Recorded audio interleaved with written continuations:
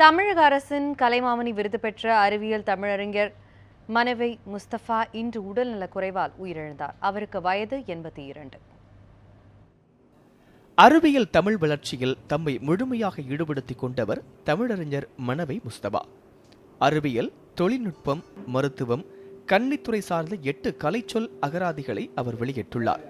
கடந்த சில மாதங்களாக உடல்நலக் குறைவால் பாதிக்கப்பட்டிருந்த மனவை முஸ்தபா சென்னையில் இன்று காலமானார்.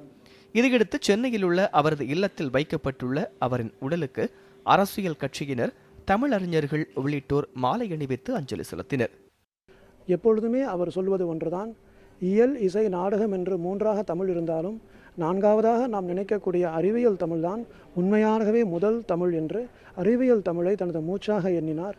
அவருடைய கடுமையான உழைப்பின் மூலமாக தமிழுக்கு அவர் கொணர்ந்த 8 லட்சம் கலை சொற்களை பயன்படுத்தி தமிழ் கூறும் நல்லுலகம் அறிவியல் தமிழை வீறுநடை போட வைக்க வேண்டும் என்று அவருடைய ஒரு மகன் என்ற சார்பாக இந்த தமிழ் உலகை நான் கேட்டுக்கொள்கிறேன்.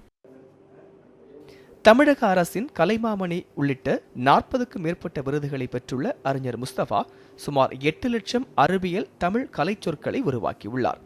31 நூல்களை எழுதியுள்ள மனவை முஸ்தபா 7 நூல்களை ஆங்கிலத்தில் இருந்தும் 3 நூல்களை மலையாளத்தில் இருந்தும் தமிழில் மொழிபெயர்த்துள்ளார். யுனெஸ்கோ குரியர் இதழ் தமிழ் பதிப்பின் ஆசிரியராக 35 ஆண்டு காலம் பணியாற்றினார். என்சைக்ளோபீடியா பிரிட்டானிகா களஞ்சியம் தமிழ் பதிப்பின் பொறுப்பாசிரியராக திகழ்ந்து சிறப்பாக வெளிக்கொணர்ந்தார்.